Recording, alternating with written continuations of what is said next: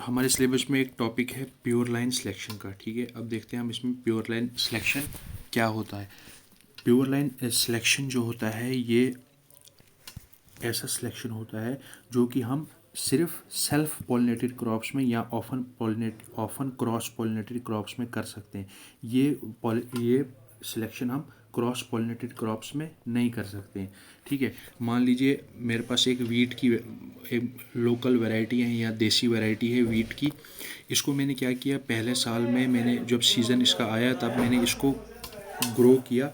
ठीक है, मैंने जब इसको फील्ड पर ग्रो किया तो मैंने उसमें से जो मेरे को डिज़ायरेबल प्लांट्स होंगे, जो मतलब कि जिनकी हाइट सेम होगी, जिनमें ईयर हेड्स जो होंगे, जो स्पाइक्स जो होंगी वो अच्छी क्वालिटी की होंगी, उनको मैं 1000 प्लांट्स जो है वो मैं डिज़ायरेबल सेलेक्ट करूँगा। और उन प्लांट्स में भी से जिसके ईयर हेड्स अच्छे होंगे उनको मैं सेलेक्ट करूँगा और उनको मैं इंडिविजुअली हार्वेस्ट करूँगा उनके सीड्स को। यहाँ पर आप देख सकते हैं, ये देखिए, ये 5 प्लांट्स जैसे मैं मान लीजिए मैंने सेलेक्ट किए, इनके सीड्स मैंने इंडिविजुअली हार्वेस्ट किए। फिर जब अगला सीज़न आएगा अगले साल, तब मैं इनको अलग अलग रोज़ में या प्लॉट्स में या लाइन्स में इनको मैं जब ग्रो करूँगा। ठीक है, जब मैं इनको इंडिविजुअली ग्रो करूँगा तब मैं यहाँ पर देखूँगा, देखिए यहाँ पर क्या है, ये पहली रो है, यहाँ पर मतलब सारे प्लांट्स जो है उनकी हाइट भी सेम है, ईयर हेड्स भी सेम है। लेकिन दूसरी रो में क्या था, उसके कोई प्लांट शॉर्ट था, कोई टॉल था, किसी का ईयर हेड छोटा था, किसी का ईयर हेड बड़ा था, तो उस रो को मैं रिजेक्ट कर दूंगा।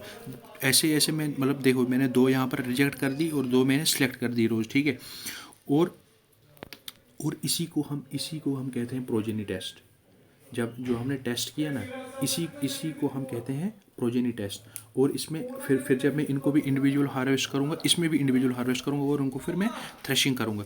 देखिए, प्योर लाइन सिलेक्शन को इंडिविजुअल हार्वेस्ट सिलेक्शन भी कहते हैं, ये पॉइंट याद रखना है। ठीक है, अब थर्ड ईयर में मैं क्या करूँगा, थर्ड ईयर में मैं उस जो मैंने सीड हार्वेस्ट किए थे उनको मैं चेक वैरायटीज़ के साथ कंपेयर करूँगा। देखिए, मान लीजिए यहाँ पर चेक वैरायटी से ज़्यादा अच्छा निकला जो ये लाइन में मैंने ग्रो किया है, तो इसको मैं सिलेक्ट करूँगा। ये दूसरा जो था ये नहीं था, इसको मैंने रिजेक्ट कर दिया, तीसरे को मैंने सेलेक्ट कर दिया। थर्ड ईयर में मैं ये करूँगा। तो जब चेक वैरायटीज़ के साथ मैं इनको जब कंपेयर करूँगा तो इस ट्रायल को मैं कहूँगा प्रिलिमिनरी ट्रायल। ठीक है, प्रिलिमिनरी ट्रायल को हम स्टेशन ट्रायल भी कहते हैं, क्योंकि उसी रिसर्च स्टेशन पर ये कराया जाता है, मतलब उसी के लोकल एरिया में। ठीक है, 1 साल के लिए हम इसको करते हैं। उसके बाद मैं क्या करूँगा, सेंट्रल लेवल पर जाऊँगा, सेंट्रल वेराइटल ट्रायल में कंडक्ट कराऊँगा। देखो, सेंट्रल वेराइटल ट्रायल में जब बाकी वेराइटीज़ की मतलब कि हमारे जियोग्राफिकल एरिया में जो अलग अलग जगहों पर जो दूसरी वेराइटीज़ होंगी उनसे मैं उसको कंपेयर करूँगा और फिर उधर मैं सिलेक्शन करूँगा। उसको मैं कहूँगा सेंट्रल वेराइटल ट्रायल। और सेंट्रल वेराइटल ट्रायल जो है वो 2 से 3 साल के लिए होती है। ये मैं कब करूँगा, चौथे से छठे साल में। ठीक है, और इस वेराइटल ये आउटसाइड द जोन होती है, ये तो पता है। इसमें हम एक और चीज़ का देखते हैं, जो डिजीज रेजिस्टेंस और क्वालिटी टेस्ट भी हम इसमें करते हैं। ठीक है, किसमें, सेंट्रल वेराइटल ट्रायल CVT। ठीक है, उसके बाद 7th ईयर में मैं क्या करूँगा, मल्टीप्लिकेशन करूँगा उस अपने जो मैंने सेलेक्ट किया और उसको मैं फार्मर्स में डिस्ट्रीब्यूट कर दूँगा।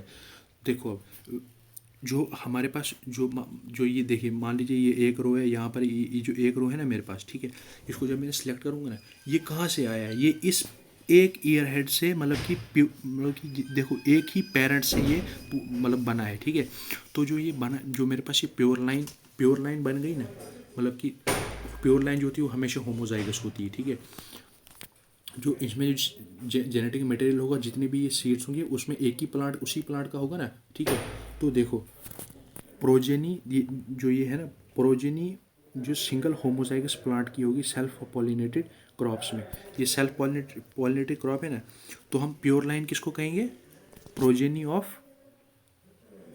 Single homozygous plant of self pollinated crop. ठीक है, इसको हम कहेंगे प्योर लाइन वेराइटी। और अगर इसमें वेरिएशन आ भी गई ना, वो सिर्फ किसकी वजह से आएगी, एनवायरनमेंट की वजह से, ये भी हमें याद रखना है।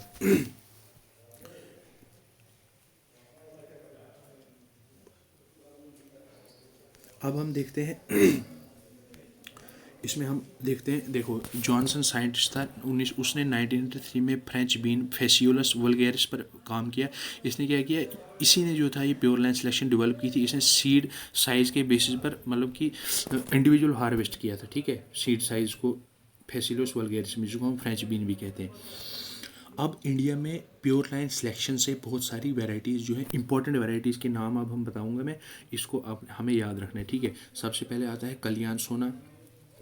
देखो जब साइंटिस्ट ने जब सिमिट मैक्सिको से राइस की वैरायटी इंपोर्ट की थी, तो वो अच्छी नहीं थी, मतलब कि फार्मर्स को यहाँ अच्छी नहीं लगी थी वो वैरायटी, वो रेड कलर की थी, तो उनको लगा था ये बेकार क्वालिटी का राइस है। तो उन्होंने क्या किया, वीट है सॉरी, तो उन्होंने क्या किया, ये प्योर लाइन सिलेक्शन का यूज़ करके जो 614 सेग्रीगेटिंग लाइंस उन्होंने लाई थी वहाँ से, उसको सिलेक्ट करके कल्याण सोना की वैरायटी बनाई। और देखो दूसरा गॉसिपियम हिरसुटम, आपको हमें पता है कि ये किसका साइंटिफिक नेम है, कॉटन का, ठीक है। यूएसए से ये इंडिया में आया। देखो पहले हमने जब गॉसिपियम हिरसुटम की मास सिलेक्शन की, ये हम अगली वीडियो में देखेंगे मास सिलेक्शन का, या उसके अगली वीडियो में, तो उसमें क्या धारवाडी अमेरिकन वैरायटी बनाई गई। और जब धारवाडी अमेरिकन वैरायटी का प्योर लाइन सिलेक्शन किया गया, तब ददग वन जो थी ये बेटर थी धारवाडी अमेरिका वैरायटी से, ठीक है।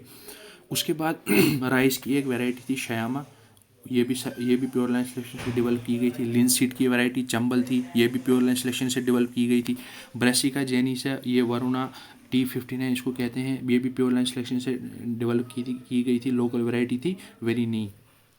और पिजन की मालवय विकल्प वैरायटी थी, ये भी प्योर लाइन सिलेक्शन से जो थी वो बनाई गई थी। तो प्योर लाइन सिलेक्शन हमने अभी तक देखा, तो अगली वीडियो में हम देखेंगे पेडिग्री मेथड। Thank you.